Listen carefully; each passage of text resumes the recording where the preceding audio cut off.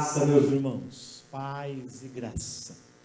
Eu acredito que todos nós estamos com um desejo na alma de nos reunirmos outra vez e celebrarmos a ressurreição de Jesus outra vez e cantarmos louvores outra vez e reunirmos no coral e adorarmos o Senhor outra vez, de vermos-nos uns aos outros outra vez, de ouvir a oração daquele irmão, daquela irmã, tudo outra vez. Que saudade!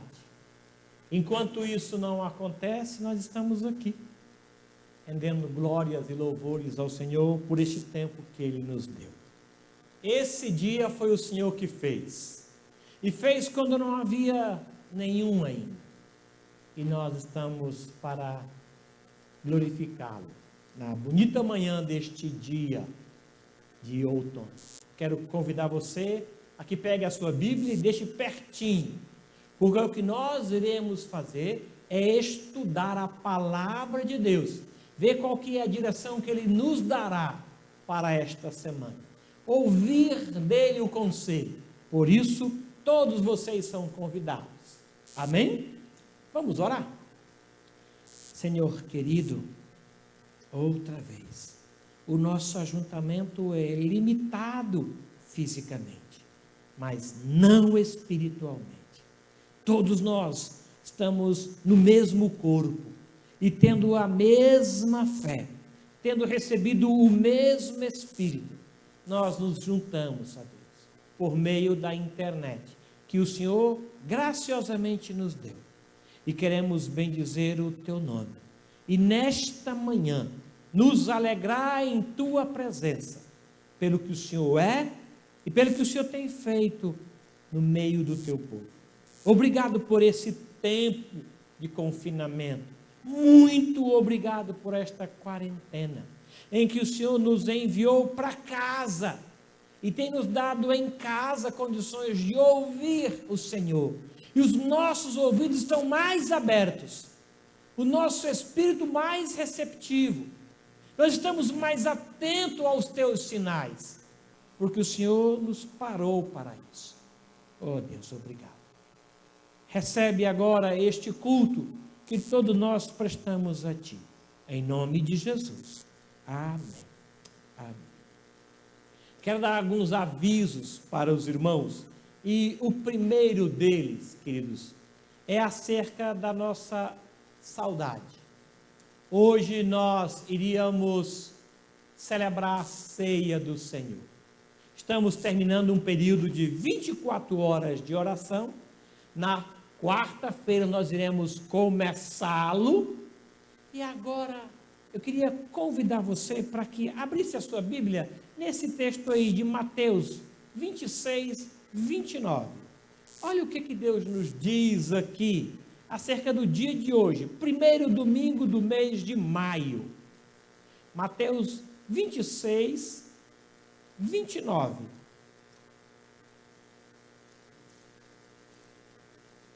Diz assim: e digo-vos que desta hora em diante não beberei deste fruto da videira, até aquele dia em que hei de beber novo convosco no reino de meu Pai.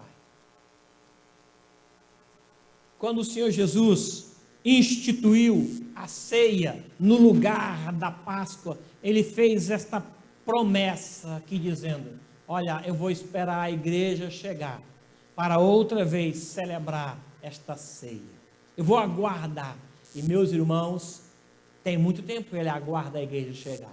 Chega um pouco, chega outro, vai chegando gente aqui, chega gente do Oriente Médio para o céu, chega gente da Ásia, vai para o céu, todos eles por meio de Jesus, é lógico. Chega gente da América do Norte, vai para o céu. Chega gente do Brasil e vai para o céu. Chega gente do Ceará e vai para o céu.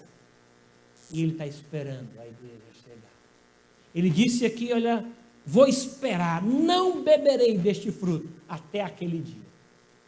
Bem, se Ele, que é o nosso professor, o nosso mestre, o nosso Senhor, está esperando a igreja chegar e já espera há muito tempo, nós podemos esperar um pouco mais. Aprendemos com ele a esperança. Por isso, aguarde um pouquinho. No dia em que nós formos liberados para celebrar o Senhor outra vez presencialmente neste templo, naquele dia nós vamos celebrar a ceia do Senhor. Não importa se é o primeiro domingo, se é o terceiro, se é o quinto domingo, naquele dia você está convidado para celebrar a ceia do Senhor. Amém? Outro aviso que eu quero dar para vocês. Ontem foi disparado mais uma gincana.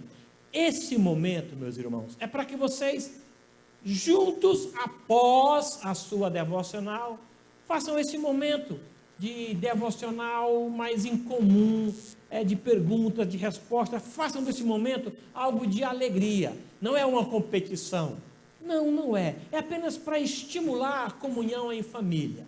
Nós vamos continuar a soltar ou disparar, como é o verbo do momento, 2 vezes por semana. Tá bom? Faça isso. Outro aviso. 2 pessoas me estimularam a isso. Nessa quarta-feira, terça-feira, quinta-feira, sexta-feira, segunda-feira, eu queria que você fizesse o propósito de ficar 24 horas sem reclamar. Estando juntos, é um pouco mais fácil. Porque o companheiro, a companheira, o pai, a mãe, o cônjuge, vai estimular você a não reclamar. Vamos fazer isso? Tire um dia da semana para ficar 24 horas sem lamentar, sem reclamar. 24 horas sem atrito em relação à nossa família. É possível isso? Eu creio que seja. 24 horas sem reclamação.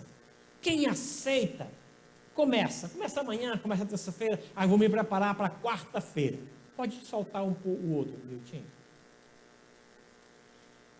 A ideia é basicamente o seguinte: eu vou precisar de apoio, de auxílio, e a oração vai me guardar disso.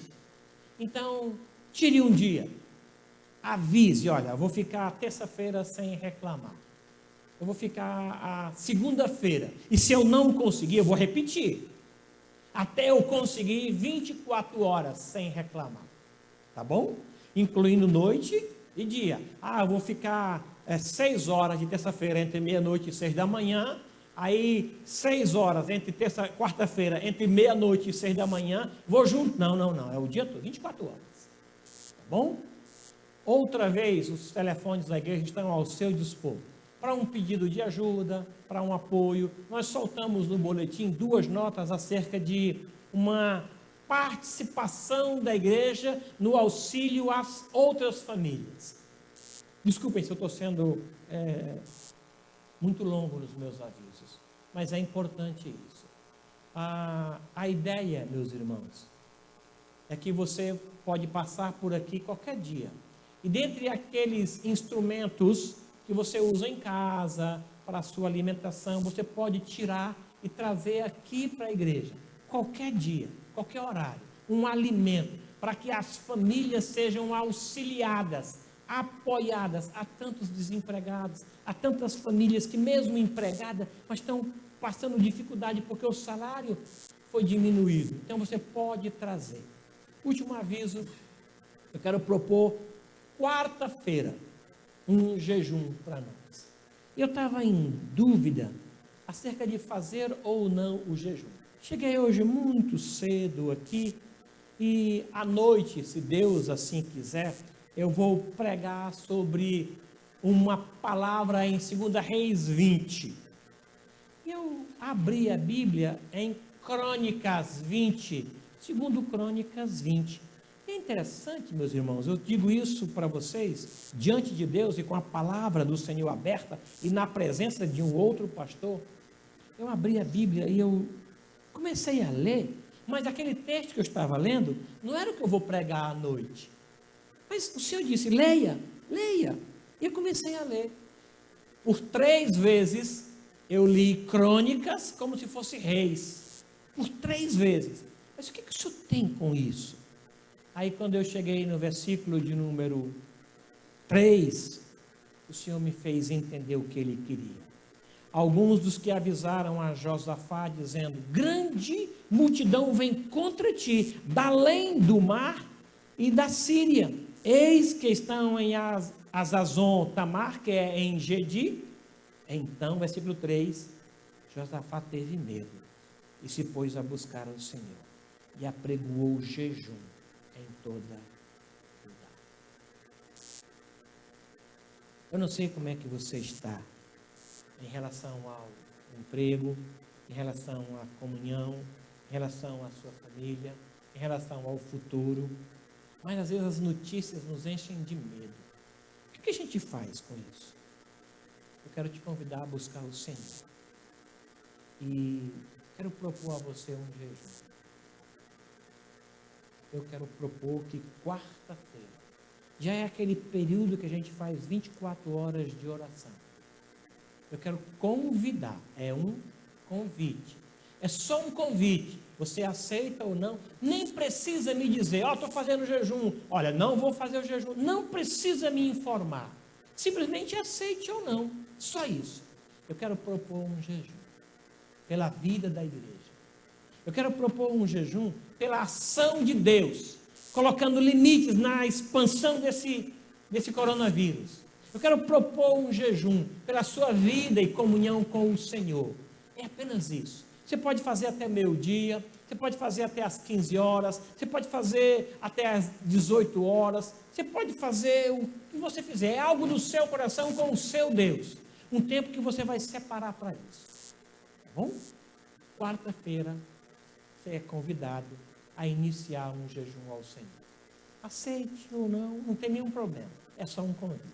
Deus possa nos abençoar. Amém? Abra, por gentileza, a sua Bíblia agora no Salmo de número 148. A Bíblia já está ao seu lado e eu queria que nós tivéssemos esta leitura responsiva mais uma vez, participativa. Eu vou ler vou silenciar e você lê o seguinte. Eu vou acompanhar a leitura, depois eu lerei o seguinte, silencio e você lê o seguinte, tá bom? São poucos versículos, eu acho que são só 14 versículos. Vamos ler juntos, então? Esse é o dia do culto ao nosso Deus. Este é o momento do culto ao Senhor. Salmo de número 148 diz assim. Eu vou ler o primeiro e vocês, em casa, o seguinte. Aleluia! Louvai ao Senhor do alto dos céus. Louvai-o nas alturas. Vocês. Louvai todos os seus anjos, louvai todas as suas legiões celestes. Louvai-o, sol e lua, louvai-o todas as estrelas luzentes. Louvai os céus dos céus e as águas que estão acima do firmamento. Louvem o nome do Senhor, pois mandou ele e foram criados. Os estabeleceu para todo sempre. Fixou-lhes uma ordem que não passará. Louvai ao Senhor da terra, monstros marinhos e abismos todos. Fogo e saraiva, neve e vapor, e ventos procelosos que lhe executam a palavra. Montes e todos os outeiros, árvores frutíferas e todos os cedros. Feras e gados, répteis e voláteis. Reis da terra e todos os povos, príncipes e todos os juízes da terra. Rapazes e donzelas, velhos e crianças. Louvem o nome do Senhor, porque só o seu nome é excelso. A sua majestade é acima da terra e do céu. Exalta o poder do seu povo, o louvor de todos os seus santos, dos filhos de Israel, povo que lhe é chegado. Aleluia! Começa com aleluia e encerra o texto com aleluia. Vamos bem dizer o nosso Deus com hinos e louvores? Há uma equipe que chegou mais cedo, que ensaiou, que está dedicada ao Senhor, e eles vão render glórias e graças ao Senhor. E você é convidado a participar. É culto ao nosso Deus.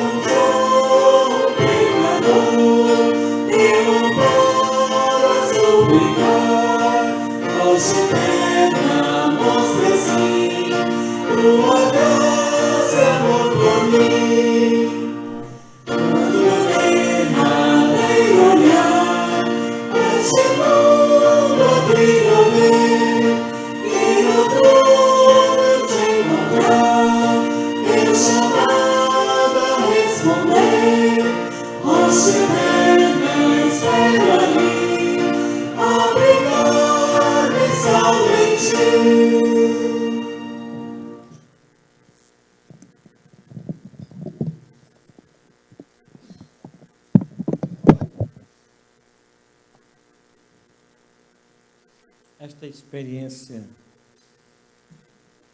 de Josafá, quando ele soube que uma multidão estava vindo contra ele, gente, muito grande, ele teve medo. E no seu medo, ele buscou a Deus. Ele promulgou aquele jejum. O Senhor reagiu ao jejum. Porque era grande o problema contra ele. Eu queria que nós pensássemos nisso. Vamos orar agora ao Senhor e vamos ouvir a palavra de Deus para o nosso coração após o louvor. Tá bom? Senhor, quando temos medo, é ao Senhor que nós recorremos. Quando temos insegurança, é ao Senhor que recorremos. Quando estamos alegres, é ao Senhor que recorremos. No dia da nossa angústia, no Senhor nos refugiamos. E por isso, esse dia que o Senhor fez, nós nos alegramos no Senhor. Nos regozijamos no Senhor. E agora nos refugiamos em Ti para cantar louvores ao Teu nome. Abençoe esse ajuntamento aqui e o ajuntamento nas casas, Igreja de Jesus. Em nome dEle, para a glória dEle. Amém. Vamos louvar o nosso Deus?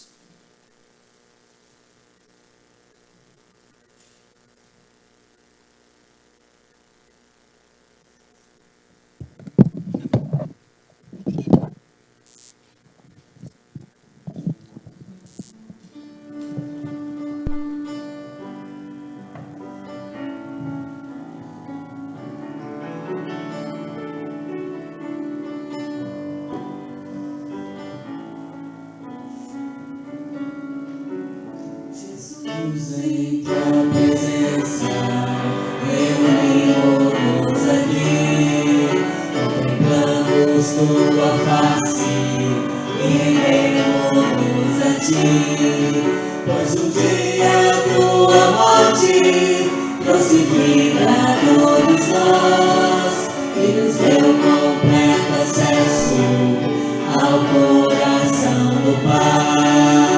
Jesus, em tua presença, reunimos-nos aqui, contemplamos tua face e rendemos-nos a ti, pois o dia tua morte crucifica todos nós e nos deu completo acesso ao coração do Pai.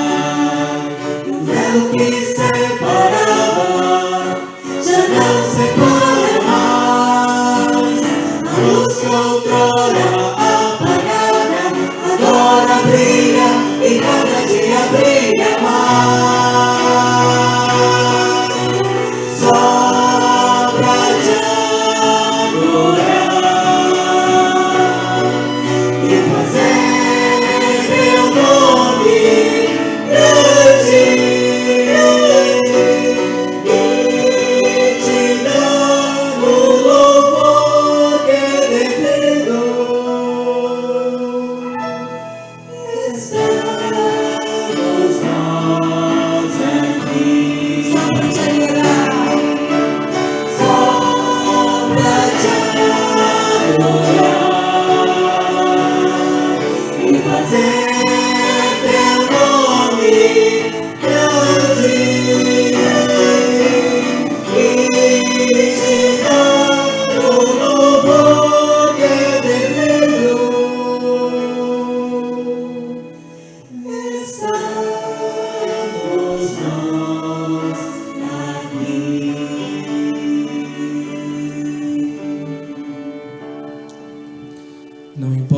estejamos, o que importa é que estejamos com Deus.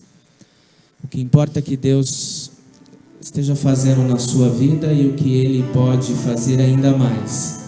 Desde que você abra a sua casa, abra o seu coração, abra a sua mente e deixe o Espírito de Deus caminhar, deixe o Espírito de Deus pairar na sua vida. Que Deus nos acolha, que Deus cuide de nós, que Deus cuide do nosso caminho, que Deus cuide dos seus pensamentos, das suas atitudes, que Deus cuide do teu povo, que Deus cuide dos enfermos que precisam, que Deus cuide daqueles que estão cuidando dos enfermos, que Deus cuide do mundo, que Deus cuide de nós.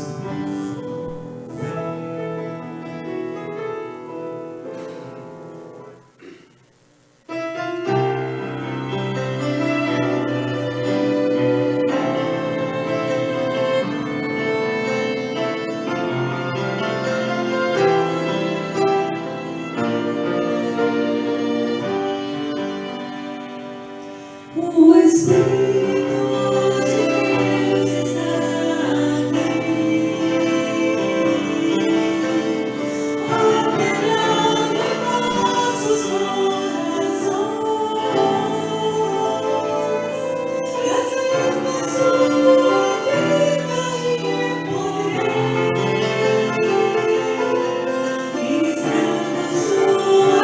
ministrando sua graça e amor.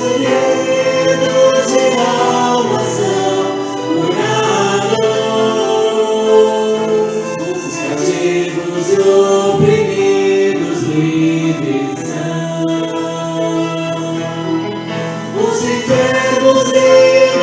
os enfermos e doentes são sarados, pois o Espírito de Deus está aqui. O Espírito de Deus está aqui, operando em nossos corações, trazendo sua vida e poder, ministrando sua graça e amor. Os feridos de alma são curados, os cativos e oprimidos livres são, os enfermos e doentes são sarados, pois o Espírito de Deus está aqui. Pai, eu quero contemplar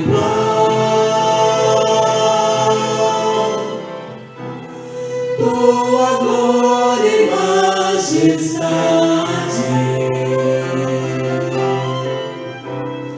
Pai, eu quero te adorar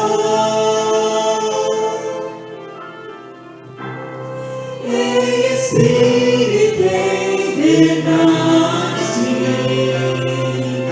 não apenas no ato ou no santo lugar, eterno de entronizar entre os querubins. Oh, leva-me à sala do trono, pelo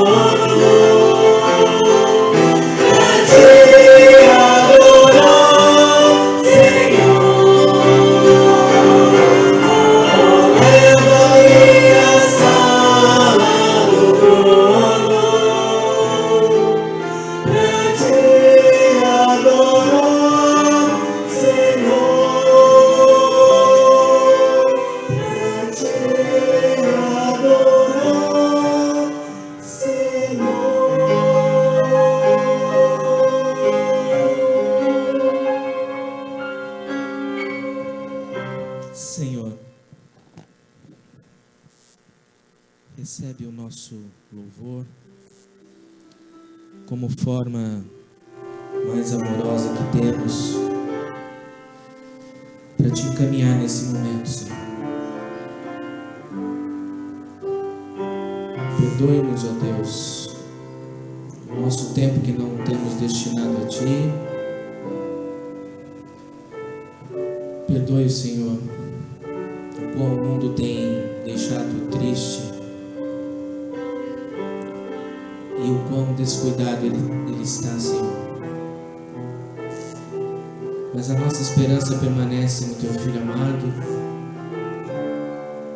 que já nos salvou, Senhor. E assim, ó Deus, que outras pessoas que ainda não Te conheçam possam sentir o verdadeiro amor. Posso sentir, Senhor, o quão o Teu Santo Espírito pode fazer sobre nós. Que esse caminhar, Senhor, possa ser mais suave e que nós possamos estar constantemente nas Tuas mãos. Nós agradecemos por tudo que o Senhor tem feito por nós. No nome de Jesus. Amém.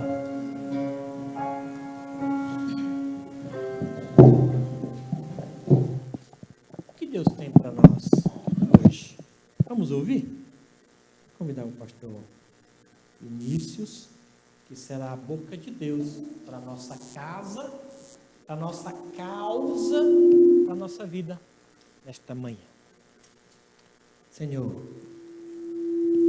aqui está o Teu servo. O Senhor falou com ele. Obrigado, Pai, pela sensibilidade que eu encontro no Seu Espírito. Obrigado, Jesus querido, pela vida do pastor Vinícius, Teu servo, meu irmão. Obrigado. Agora, o use para nos edificar, como o Senhor tem feito ao longo dos anos. E o abençoe, e por Ele nos abençoe. Porque o Senhor falou com Ele, por Ele fale conosco. Estamos quietos agora, como Maria, aos pés de Jesus, para ouvir o que o Senhor tem para nos dizer. Fale conosco, nos edifique. Em nome de Jesus. Amém.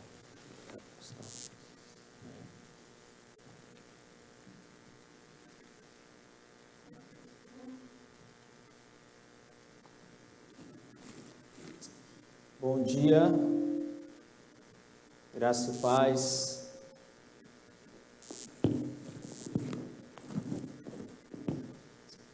Pronto.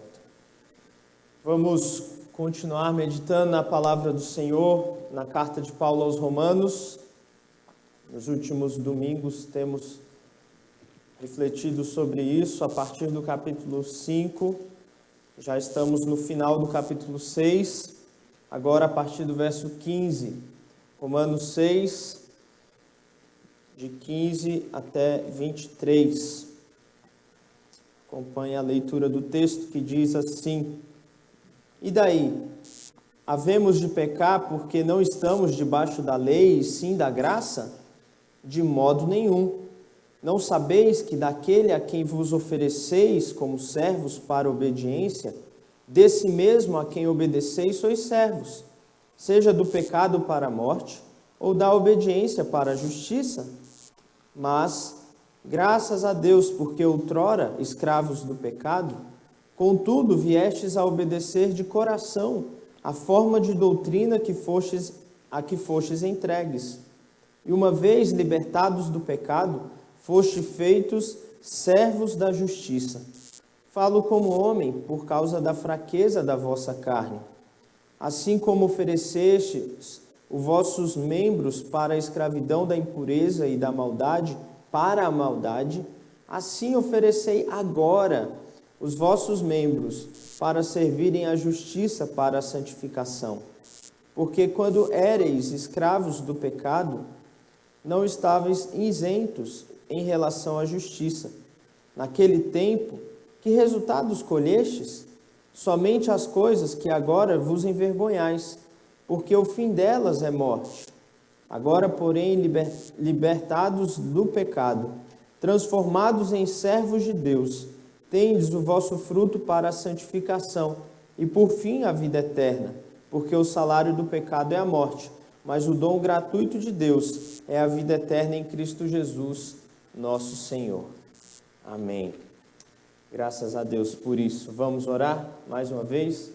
Senhor, obrigado por tua palavra, que é tão boa, que sempre fala aos nossos corações. Te agradecemos, pedimos que mais uma vez o Senhor fale conosco, em nome de Jesus. Amém. Capítulo 6 de Romanos, Paulo está falando que a vida cristã, essa nova vida que recebemos, é incompatível com a prática do pecado. Nos primeiros versos, ele diz que ela é incompatível porque nós fomos unidos a Cristo em sua morte e em sua ressurreição. Morremos para o pecado e ressuscitamos para viver com Cristo.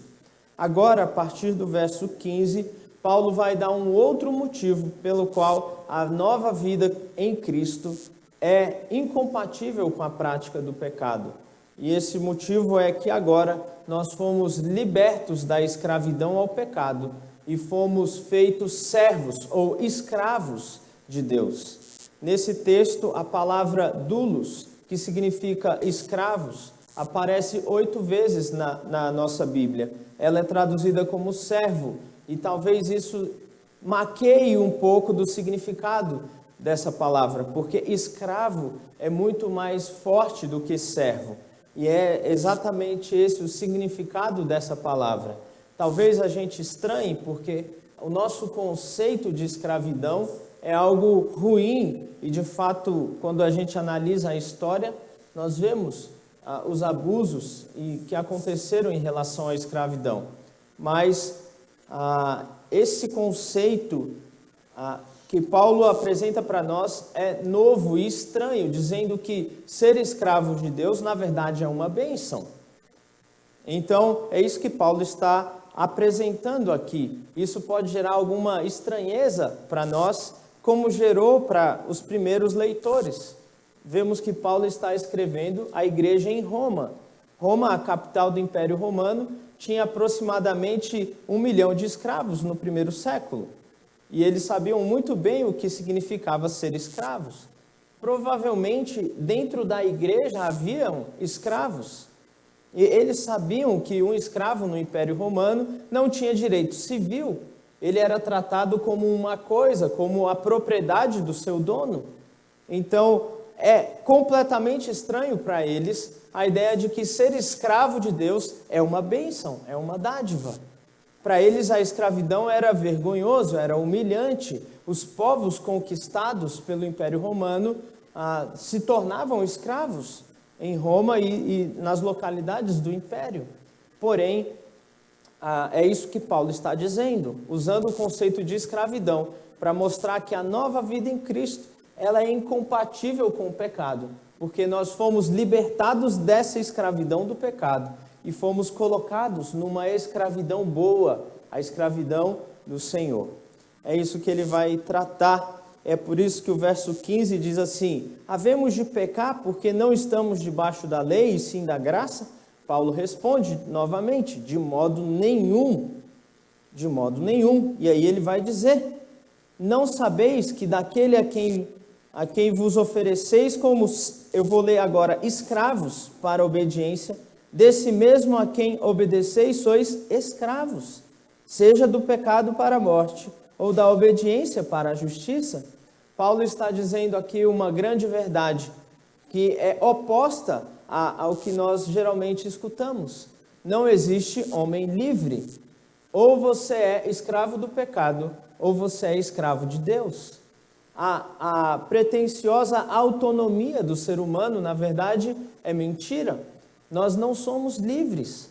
Nós já nascemos escravos do pecado até o dia em que nos tornamos escravos de Deus. Se assim nos rendermos ao senhorio de Jesus Cristo e crermos no Evangelho dele. Por isso que Paulo, então, diz: não existe homem livre. Agora, veja que isso é uma verdade totalmente oposta ao que nós encontramos na sociedade. Em todas as épocas, o homem sempre quer ser livre e sempre está em busca e correndo atrás da autonomia ou da sua liberdade. se nós pegarmos aqui no século, nos últimos 100 anos, várias declarações de liberdade foram escritas. Se você procurar um manifesto humanista, você vai encontrar várias declarações de liberdade. A Revolução Francesa se baseou grandemente na liberdade do ser humano e na busca por autonomia, ou seja, você interpretar a sua vida, a sua realidade a partir de si mesmo. O homem se basta. O homem é a medida de todas as coisas. O homem é a razão pela qual todas as coisas existem. Há uma espécie de autonomia, de liberdade, de busca por independência em relação a Deus. É esse o caminho que o mundo nos propõe. Foi isso que aconteceu no primeiro pecado, quando o homem e a mulher decidiram, por livre e espontânea vontade, o caminho da autonomia e não o caminho da submissão a Deus. Isso aconteceu lá e é o caminho desde então que a humanidade tem percorrido. Veja que isso pode ser visto em festivais de música e a busca do jovem por liberdade, como nós vimos no passado, por exemplo, em Woodstock. Mas isso também pode ser visto em filósofos e pensadores que escrevem e moldam a cabeça das pessoas em busca de uma espécie de autonomia que pode ser obtida a partir da educação. Há várias formas que esse conceito de liberdade vai sendo inculcado nas nossas mentes. Filmes e séries produzem esse tipo de verdade, ainda que de modo sutil, de modo que nós podemos ser muito influenciados. Frases prontas como "a vida é minha e eu faço o que eu quiser dela" demonstram a ideia de liberdade humana. Ou você pode talvez já ter ouvido "meu corpo, minhas regras". Sou eu quem determino o que eu vou fazer do meu corpo, ou da minha sexualidade, ou de tudo mais da minha vida. Eu sou o senhor da minha própria história. É isso que essa é a busca do ser humano. Porém, a palavra de Deus vai contra isso, mostrando que não há liberdade. Todas essas ações em busca de liberdade nada mais são do que uma clara demonstração da escravidão ao pecado. Não há homem livre. Ou você é escravo do pecado, ou você é escravo de Deus. Essa é a verdade que Paulo está dizendo aqui. Mas ele continua agora a partir do verso 17. Ele diz: "Mas graças a Deus, porque antes escravos do pecado, contudo viestes a obedecer de coração a forma de doutrina que fostes entregues." Isso aqui ele está falando, isto é, o Evangelho de Jesus Cristo, o Evangelho que salva pela graça mediante a fé. "E uma vez libertados do pecado, fostes feitos escravos da justiça." Então, ele está dizendo aqui, num segundo momento, que nós éramos escravos do pecado e fomos feitos, veja, não fomos nós que nos tornamos escravos de Deus, nós fomos feitos escravos de Deus a partir do momento que cremos e que recebemos a palavra do Evangelho. Então, Paulo está dizendo que algo bom aconteceu conosco, houve uma mudança de senhorio, houve uma mudança de domínio e de governo. Éramos governados pelos nossos desejos pecaminosos e agora somos governados por Deus para a justiça. Essa troca de senhorio é o que significa a nova vida cristã. É onde a nova vida cristã está fundamentada. Veja a importância que Paulo está dando a essa questão. E ele diz que nós fomos feitos escravos de Deus.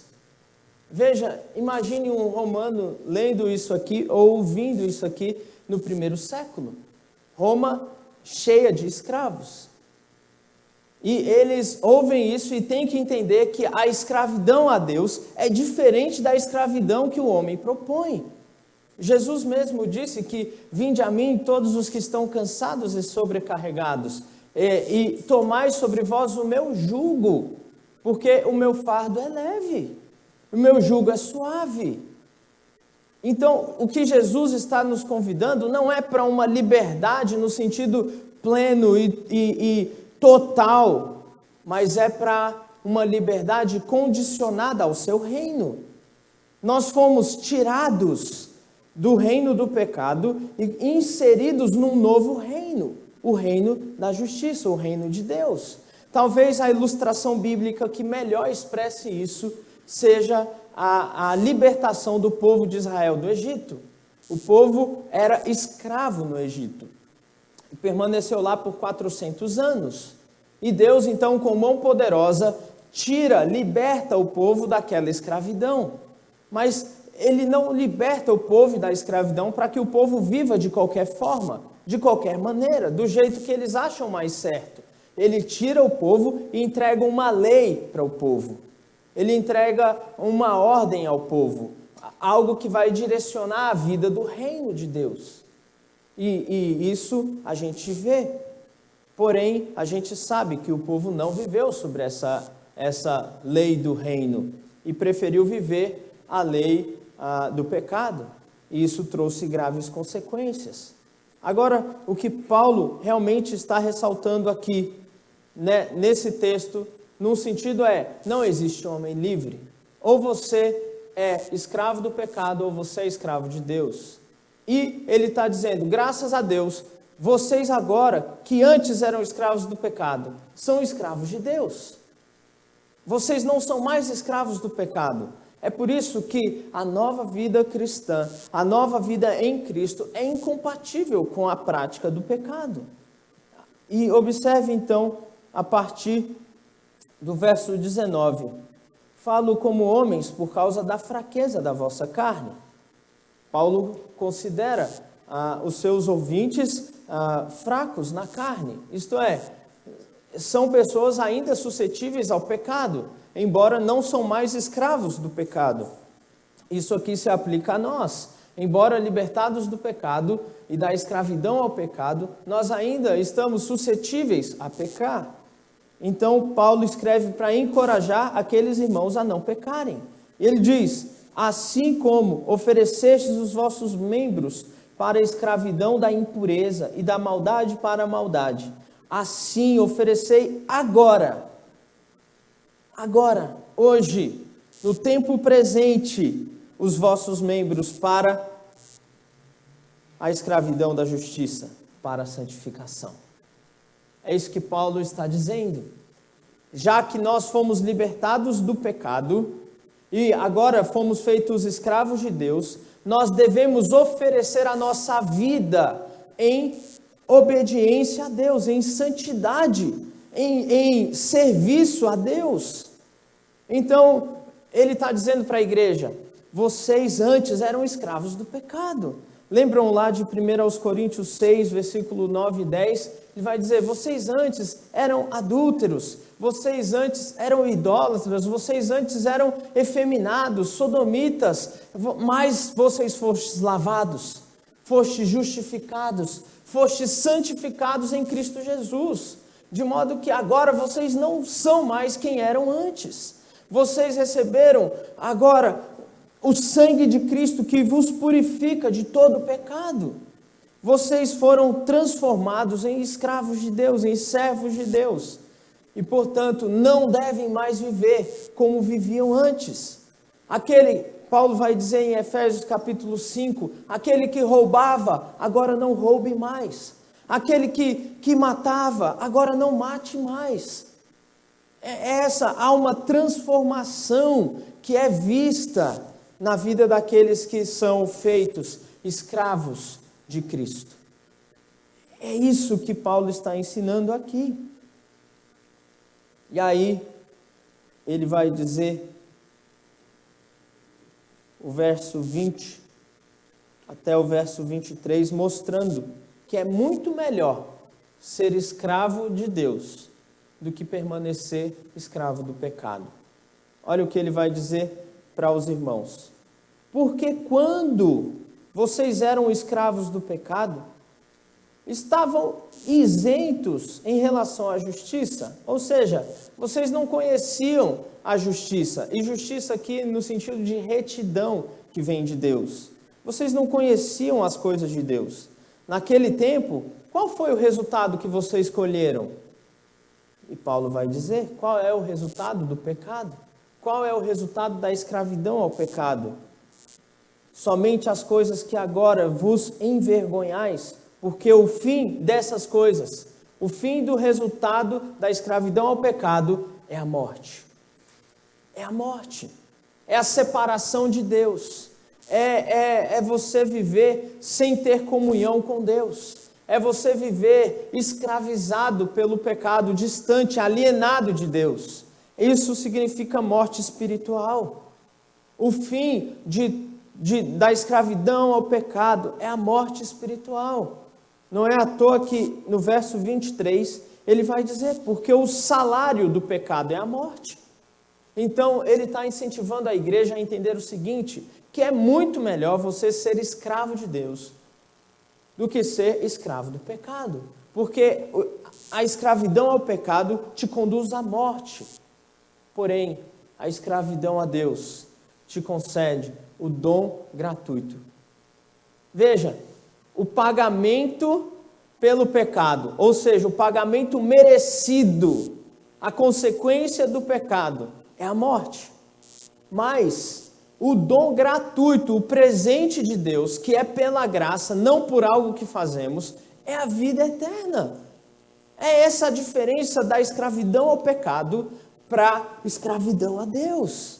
A escravidão a Deus produz vida, produz santificação, produz vida eterna, comunhão com Ele, enquanto a escravidão ao pecado produz separação, morte, miséria e tudo mais que o pecado produz na vida de um ser humano. É isso que Paulo está dizendo. Agora, como nós podemos aplicar isso para as nossas vidas? Dentro do que nós já conversamos.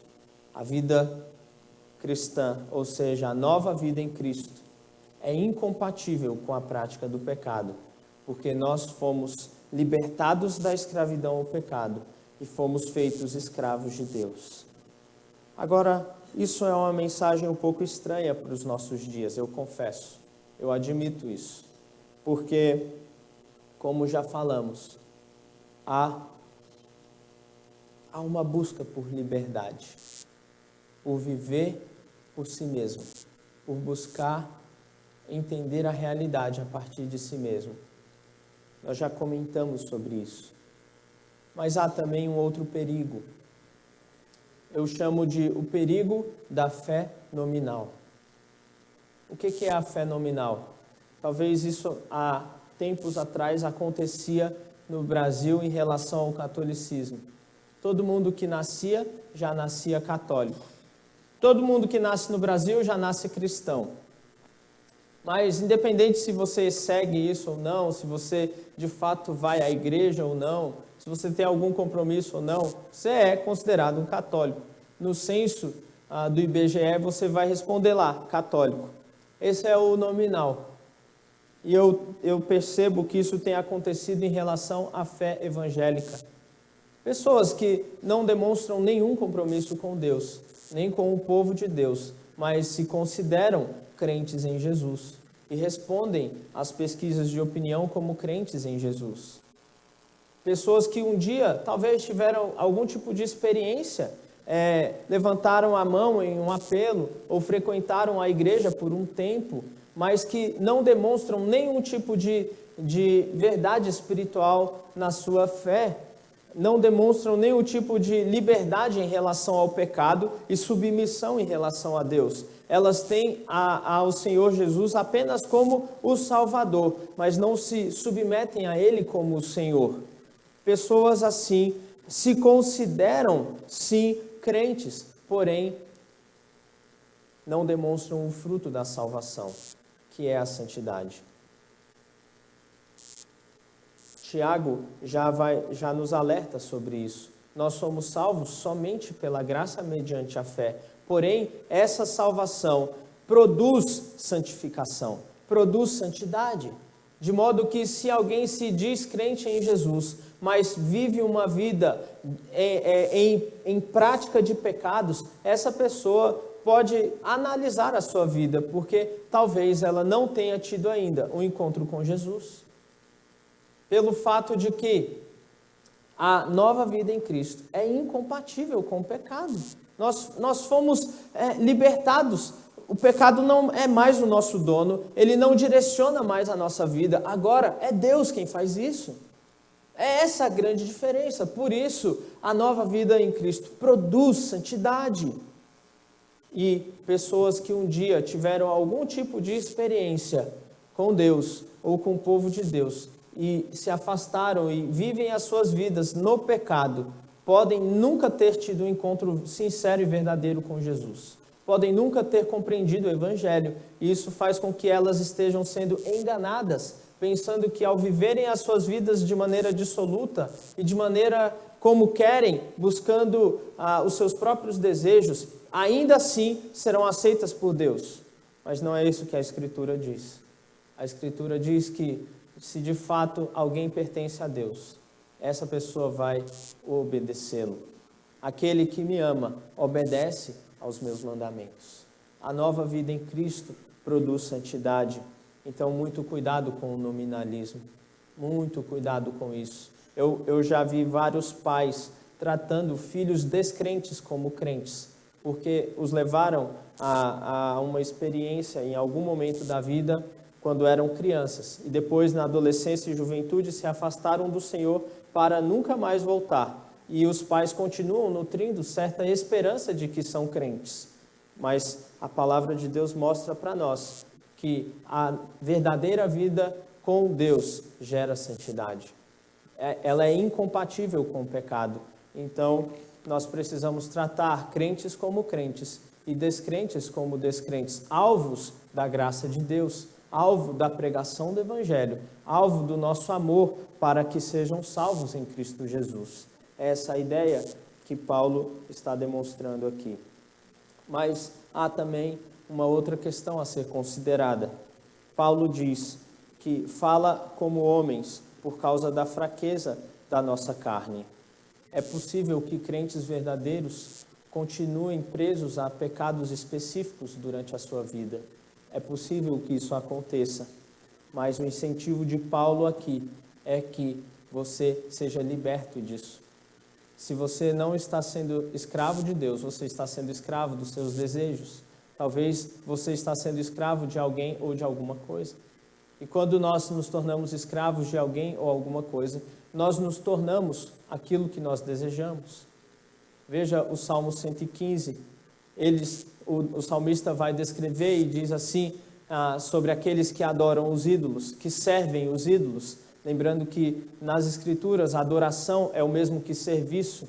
Então, se você adora ídolos, você vai se tornar como eles. Eles têm boca, mas não falam. Têm olhos, mas não veem. Têm ouvidos, mas não ouvem.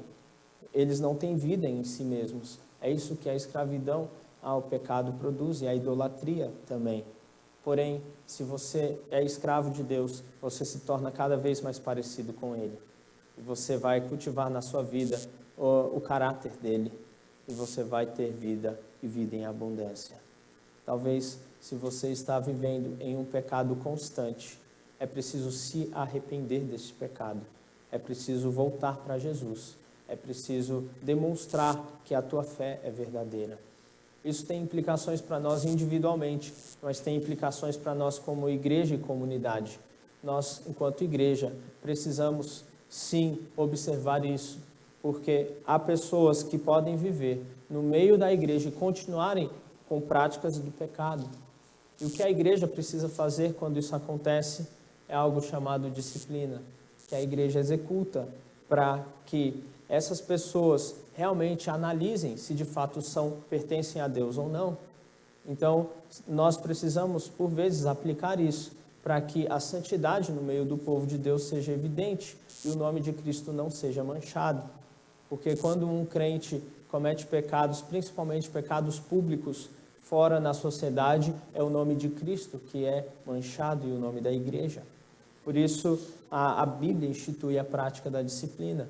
Talvez isso seja algo completamente estranho para nós, porque vivemos num tempo tão diferente. Mas é o que a palavra de Deus nos ensina. A nova vida cristã tem implicações Se você pertence a Cristo, você vive uma vida em santidade. Não quer dizer que você não peca, não quer dizer que você não tem fraquezas, mas quer dizer que você tem uma vida com Deus em direção ao alvo. Eu sei que eu não sou perfeito, eu sei que eu tenho muito a melhorar, mas eu sei que Ele tem agido em minha vida e eu não vivo mais como alguém que é escravo do pecado. É isso que Paulo está dizendo aqui em Romanos 6. A nova vida cristã é incompatível com a prática do pecado. É assim que ele incentiva a igreja, é assim que nós somos incentivados pela palavra de Deus. Que Deus nos abençoe. Vamos orar mais uma vez? Senhor, queremos te agradecer por tua palavra e agradecer porque ela nos encoraja a sermos de fato crentes fiéis ao Senhor, em buscar uma vida de santidade, Deus, em abandonar os pecados, em abandonar, Senhor, uma vida de desobediência a Ti e nos tornarmos cativos ao Senhor, ao Teu bom senhorio. É muito bom ser escravo do Senhor. Não há nada melhor do que pertencer a Ti.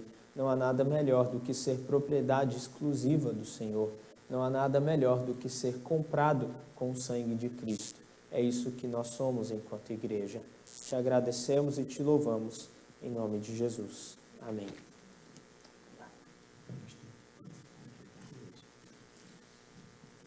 Muito obrigado pela sua participação. Eu queria convidar o presbítero Marcos Vasconcelos. Ele vai dar um recadinho para a gente, muito importante. Ele é o atual diretor do Ministério de Casais, e nós temos um recadinho para eles. Eu queria a atenção de todos os irmãos para esse recado, tá bom? Obrigado. Irmãos, dia 9, próximo sábado, em sintonia com os nossos pastores, o Ministério de Casais e o Ministério da Família vai promover, então, um encontro nosso virtual. Então, nós gostaríamos que vocês fizessem já um apartado na sua agenda, nas suas agendas e deixassem separado que às 19h30 o Ministério de Casais, o Ministério de Famílias, nós vamos estar juntos promovendo um tema muito importante: vivermos contentes em toda e em qualquer situação. Vivermos contentes em toda e em qualquer situação. 19h30, próximo sábado, um encontro virtual, dia 9 de maio, tá bom? A nossa segunda mensagem para vocês é o telefone 3921-3971, ele também é o WhatsApp. Nós estamos recebendo mensagens e ele também está atendendo ligações pela nossa secretária Carol. Você pode fazer uso desse telefone, acessando e passando mensagens, se você quiser, para toda e qualquer situação, seja uma necessidade, seja uma oração, seja alguma necessidade física, inclusive, se você precisar, nós vamos estar tentando resolver isso. Muito principalmente, nós queremos conhecer a nossa membresia mais de perto, em contatos e em comunicação. Nós gostaríamos muito que aqueles que não estão inseridos, principalmente nos grupos oficiais da igreja, que é um WhatsApp que nós já estamos terminando, vamos para o segundo ou terceiro grupo, nós precisamos conhecer vocês. E aqueles que quiserem receber as suas mensagens oficiais de todos os eventos e ministérios, e dos links dos cultos, das EBDs, por favor, passe a sua mensagem para que nós possamos conhecê-lo. Terceiro e último aviso, nós conversamos, eu e o pastor, e a gente vai promover uns vídeos em famílias. Nós gostaríamos muito que vocês, irmãos, passassem para nós vídeos de 30 segundos a 1 minuto, passando uma mensagem de sua família em conjunto para nós. Essas mensagens vão ser enviadas, vão ser adequadas na tecnologia e nós vamos colocar possivelmente nos cultos e também nas nossas mídias sociais. Então, é uma maneira de nós termos uma comunhão expressiva entre os irmãos, entre a igreja e nos unirmos para que logo mais nós estejamos fisicamente. Então, por favor, passem seus vídeos. Podem se arrumar bonitinho, deixar tudo certinho em casa, façam os vídeos de 30 segundos até 1 minuto. Passem para nós, podem passar, depois nós vamos disponibilizar nos grupos oficiais o caminho para vocês fazerem isso. Eu e o presbítero André vamos fazer dessa maneira, para que a gente possa receber esses materiais. Também pode enviar para o pastor, tá bom? Fiquem à vontade. Nosso muito obrigado. Amém. Obrigado, Marcos. Deus abençoe a cada um de nós nesse tempo. Vamos orar? Bondoso Deus, maravilhoso Salvador Jesus, obrigado por esse dia. Obrigado por esse clima tão agradável. Obrigado pelas pessoas que prestam ao Senhor o culto pela internet. Gente aqui de perto, gente de longe, gente de outros países que vivem em outro contexto. Muito obrigado. O Senhor conhece cada um de nós e o Senhor conhece a nossa vida. E nós somos escravos do Senhor, conforme aprendemos. O Senhor nos tirou do império das trevas, onde reinava o pecado em nós, e nos transportou para o reino do Filho do teu amor. E temos prazer em ser escravos do Senhor, porque nós entendemos que o Senhor é bom e a tua vontade perfeita. Nós entendemos do teu amor sobre cada um de nós. Não nos é pesado servir o Senhor. Não é, Pai.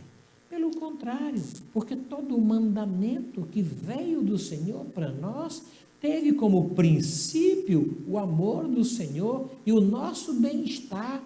O Senhor não ordena porque é tirano. O Senhor ordena visando o bem-estar de cada um de nós. Esse Deus amoroso como o Senhor é. Por isso, é um prazer muito grande servir o Senhor, sabendo que em obedecer ao Senhor e à tua palavra, isso resulta em bem-estar para a nossa alma, para a nossa casa, para cada um de nós. Por isso, venha assim o teu reino, que seja feito sim a tua vontade. Abençoe o teu povo, Senhor, abençoe as famílias, abençoe, ó Deus querido, todos os jovens, aqueles que são adolescentes, abençoe os nossos idosos, abençoe os irmãos do grupo de risco deste coronavírus, abençoe, Deus querido, com tua proteção, aqueles que trabalham diretamente ligado à saúde, abençoe os caminhoneiros, abençoe os motoristas de aplicativo, abençoe, ó Deus, abençoe os comerciantes que estão se vendo presos, confinados. Dá a eles sabedoria, dá a eles ideias para que possam negociar a sua mercadoria. Abençoe sim, ó Deus. Nós dependemos mesmo do Senhor. Abençoe o governo, dê a ele ideia, dê a ele sabedoria para que lidere toda esta bonita e querida nação com justiça e paz. Clamamos isso a Ti, em nome de Jesus. Amém. Amém. Deus abençoe a sua casa, meu irmão. Abençoe os relacionamentos na tua casa. Deus abençoe a sua despensa. Deus abençoe o pão na sua mesa. Deus abençoe a sua vida nesses dias de maior aproximação da família. Abençoe os seus filhos, colocando neles um sentimento de obediência a vocês, os pais, e que vocês tenham a mesma obediência a Deus, nosso Senhor. Deus abençoe a sua família, e que o amor de Deus, o nosso Pai, a graça bendita, as ternas misericórdias de Jesus Cristo, nosso Senhor e Salvador, o consolo e a mediação do Espírito Santo de Deus, seja com todo o povo do Senhor, hoje e até a volta gloriosa de Cristo Jesus. Amém.